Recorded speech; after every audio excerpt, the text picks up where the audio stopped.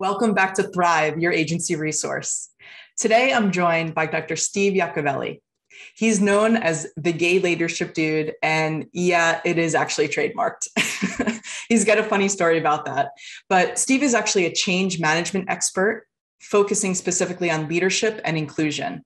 He's the author of a book called Pride Leadership and is represented by Consciousness Leaders. So welcome to the show, my friend. Really excited to talk to you today. Thank you. I'm so excited to be here. So we were catching up before we hit the record button, and you're up to some really, really interesting things. I'd love for you to share a little bit about your backstory and the things that you're up to right now.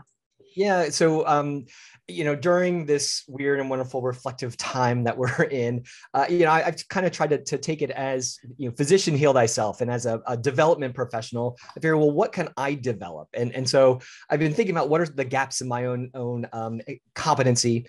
And so one of those is, I will be the first to admit I am not a salesperson. And so despite being in business for 14 years, as a full-time gig, I've been, very lucky with some really awesome clients and stuff. So I decided I need to know how to really sell. And so I'm in an awesome sales class right now with some experts and a lot of entrepreneurs and folks in my situation. And then one of my areas of passion for the long term is I really want to position myself to be to sit on a corporate board of directors. I've been on many nonprofit boards and all that fun stuff, but I want to get kind of to that bigger space. And so also as a queer person, 0.1% of corporate board seats are filled by LGBTQ+ folks. And so I'm like, yeah, there's an opportunity there. And couple that with both the S&P 500 as well as the state of California have made some mandates about inclusivity with their corporate boards. And so the opportunity is widening. So I'm trying to position myself to be ready for that. And so I'm in this really cool Harvard class for underrepresented minority folks for corporate boards. And it finishes next week, but boy, is it intense, which is good. It's like, whoa. So it's been fun. Yeah, there's so much there. So 0.1% is, I think that was kind of astonishing to me when you mentioned that to me earlier today. I can't believe that that's the number. And so I guess, these mandates and these things are, just in the vein of moving toward inclusivity across the board. They're super, necessary. And it's great. I love that you were like super humble, like, oh yeah, just this Harvard class, no big deal. I mean, well, I'm a nerd. I have my doctorate, so there's that whole fun stuff. But I was looking for something to do to really exercise my brain. And I'll be the first to admit, I feel kind of stupid in that class in some respects. You know what? That's probably the sign that it's a great class then. Absolutely. If you're not the smartest one in it. And I'm okay. There's 49 other folks in it from all over. And a lot of these are like C-suite kind of executives at big companies. And I'm like, hi, I have Top Dog Learning Group. How are you? But it works out well. No, it's awesome.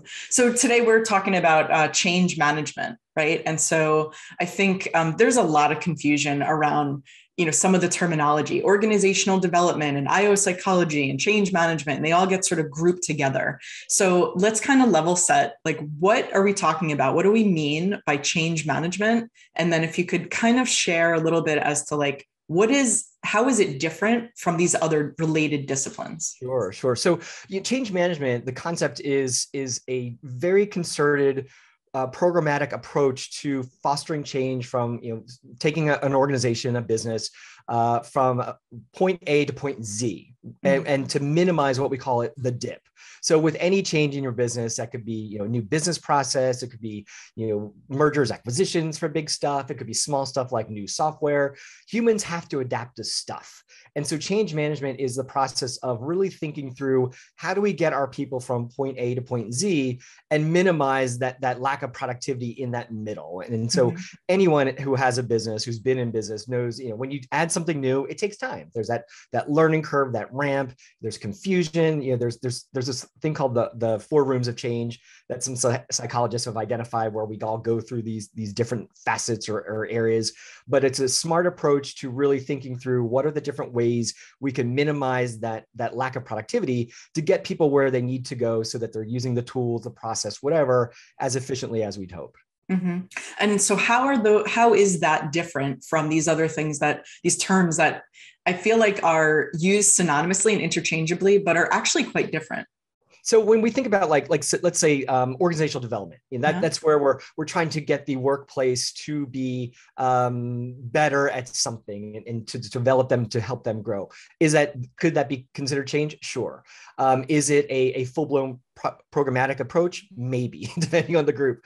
But is it, say, incorporating communication strategies as part of that? Maybe, maybe not. So that's kind of some of the nuances. A lot of times when people say organizational or human development, they're talking about the person and training.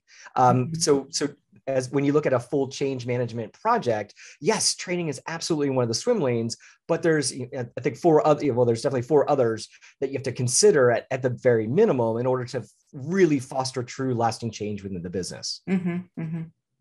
So as agencies, right? Because we want to touch on change management. We want to understand what that's all about, but we also want to focus on inclusivity, right? Yes. Because that's part of your expertise, and it's also part of where the world is going, thankfully. Sure. So as agencies, we have this opportunity, right? Where we can foster change from an inclusivity standpoint, just in like the marketing and the advertising that we produce in the world.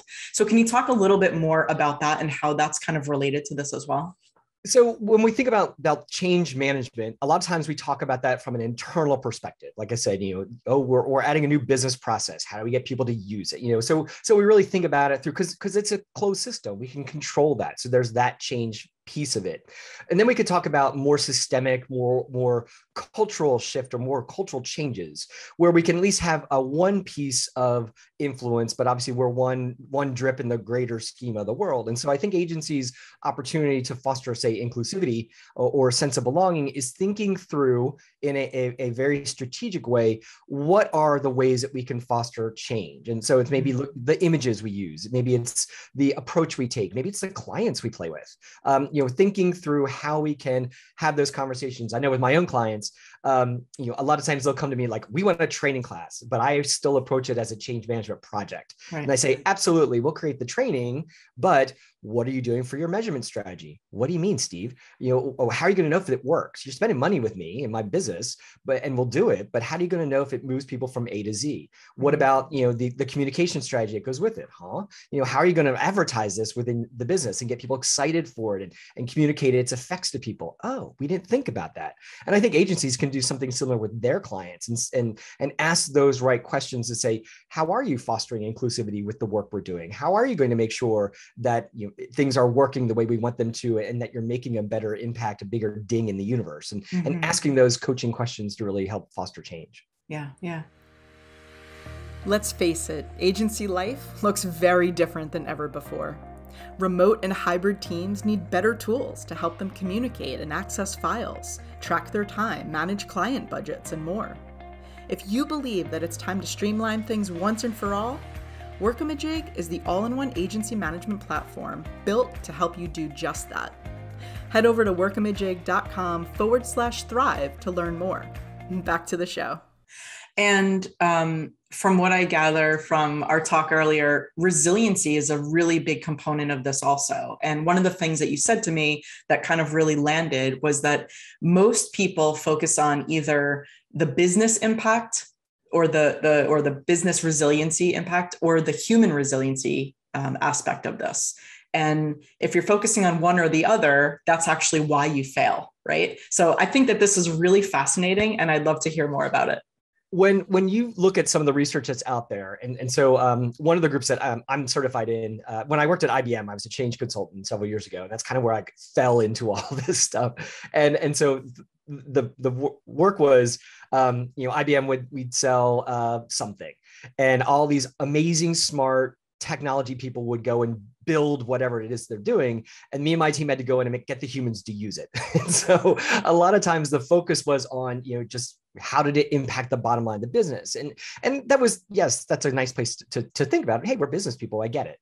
But when you think about the concept of resiliency as humans, and just think about your own self, especially the last 18, 19, 20 months, we all have a saturation point as humans to have things that change. Why? Well, because it's our cave wiring. Change meant lack of safety. Right. For us as a species. And so that's why a lot of humans really don't like change or have a level of tolerance for change. And so as somebody who's trying to facilitate a change within my workplace, within my business, what I need to be cognizant of is what are the human saturation point for change around me? And so that's the resiliency part. And it's very different for each person. And that's what makes change hard. We fear change, I think is one movie quote. But thinking through it from the individual perspective and how they're approaching change, because even in the workplace, that's one change. I can leave the workplace and have, 3 changes at home. Like you and I were saying, Kelly, all the things that are happening with us personally and professionally, there's a bigger scope to us humans and our experience. Right. And smart leaders, smart agency owners, and understand that saturation point and really help to work through everybody being resilient in times of change, but it's an individual perspective. Yeah, I think that's such a great point because we lose sight of it. We think of our business, our employees, we have things to get done. We have clients to manage and, deliverables to provide. And we get caught up in this kind of insular view, for lack of a better term, right? And so we forget about the fact that the people who are really our product, right? Because at agencies, like the clients are buying our team's talent, their expertise, their creativity, right? Their ability to execute. So we forget that our product, and I absolutely use that in quotes because I want to be very clear that I'm using that for emphasis. Like our product is human.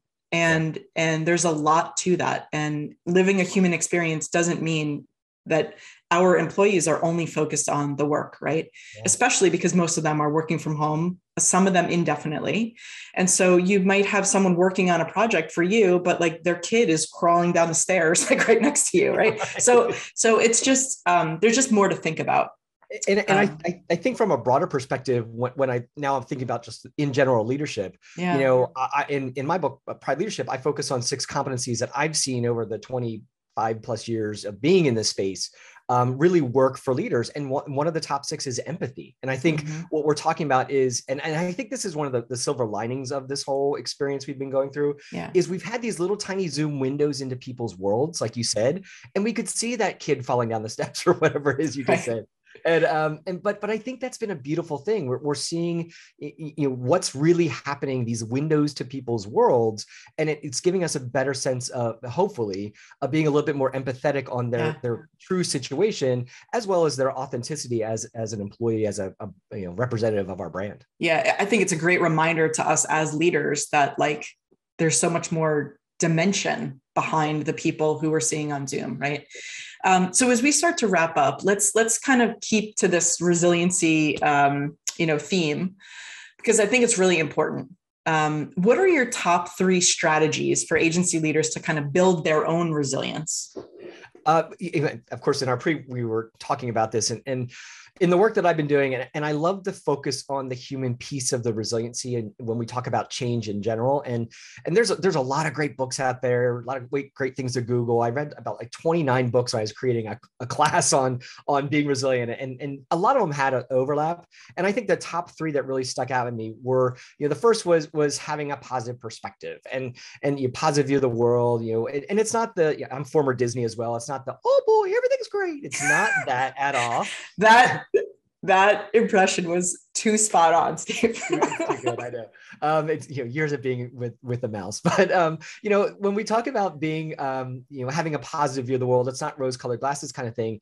It's being able to say, when you've had that, if anyone who's listening who has a child who's maybe read the book Alexander and the Terrible, Horrible, No Good, Very Bad Day. If not, it's a great children's book. But it's this little kid and he's had a bad day, and he's like, I had a terrible, horrible, no good, very bad day. And he's pouty, and it's about him trying to get out of it and positive view of the world. So even when us humans, us adults, have those bad days, that we can say, you know what, that was a crappy day, but you know what went well for me is these 3 things. And that's being resilient. And so having that attitude is probably the first of the 3 to really help you through times of change. The second is we call it having a positive or a healthy self-concept. And it's just knowing, first of all, what you bring to the table, maybe what you don't as well. So having that understanding, but more importantly is having that theory or that exposure that, you know what, you've been here before, whether you know it or not. And it may feel a little bit different. It may be different context, but unless you're an insanely blessed person, we've had highs and lows in Sure. our world. And when we've all hopefully been able to bounce back from those lower to those higher points, what was it that got us through that time? And bring that forward on how we can do that in these current times. And then the last is kind of probably the biggest. It's the one going back to that safety, and it's being uncomfortable with uncertainty. And the biggest thing I say here is that, a lot of times we're in these ambiguous situations and we start putting our energy in certain places. And what we need to do as humans is take a step back and say, okay, there's 3 different categories going on here. There's things I can control. There's things I can't control, but I can influence. And then there's things I can't control, nor can I influence. And then really analyzing where we're focusing our energy. And a lot of times on the folks that I coach and talk to, they realize that they're focusing their energy on the outside ring, which is the uncertain, I can't control it nor influence. So it's like, why are you focusing your energy there? Move it a little bit, and you'll be more resilient in those times of change. So the top 3 that I think are really smart to think about as you think about not just yourself, but also those around you to be more resilient in times of change. I think these are great. They're incredibly helpful. And, even though there isn't specificity in terms of like an example, I think that's actually not such a bad thing in this case, because it gives us the opportunity to say, okay, you know what, let me take this and see how I can actually apply this to what I'm actually doing, or what I'm actually thinking about, or how I am actually showing up. Right. I think the positive mindset thing or the positive outlook is really important. And I think it's very important for us to say, we are not talking about faking positivity or just like developing like an abundance mindset out of nowhere without any training or practice or anything, right? This is not like manifestation 101. This is rooted in, not that there's anything wrong with that, but it's rooted in, I am valuable. I did other things today that moved the needle, or that made me happy, or brought me joy, or, whatever the case may be. And I think focusing on those things is really important, right? Because tomorrow's also another day. Yep. And sometimes we forget that because, again, we have that insular view, and it's hard as leaders. I get it. Very, very hard. One of the things that I talk about actually in my class on resiliency, a very easy tactic everybody listening, everybody viewing can do in order to be more positive, have a more positive view of the world, regardless of where you're at. And it's called the What Went Well journal. All you do at the end of the day, take out your phone, take out a tablet, whatever, if you're old school, or your iPad, if you're cool school, and just identify 5 things that went well today. That's it. Just 5, write down 5 things, and then just do that the next day. And so when you have those hard days, it can be hard to find 5 things, but what studies show is that you literally rewire your brain to find those positive pieces. It's like when you buy a new car and it's maybe new to you, but all of a sudden you're driving around, we're like, wow, everybody has a Mini Cooper. They must have been like, Steve has a Mini. He's awesome. That's not what happens, but we have a heightened sense of awareness. Right. And that's what doing that What Went Well journal can really do for you. Right. Well, this is all really helpful. Thank you so much for joining me today, Steve. I really appreciate it. Thanks. Appreciate it. This episode has been brought to you by Workamajig, the #1 creative agency management software. Show notes at thrive.workamajig.com. Find out how your creative agency can become more productive and more profitable. Schedule your demo at thrive.workamajig.com.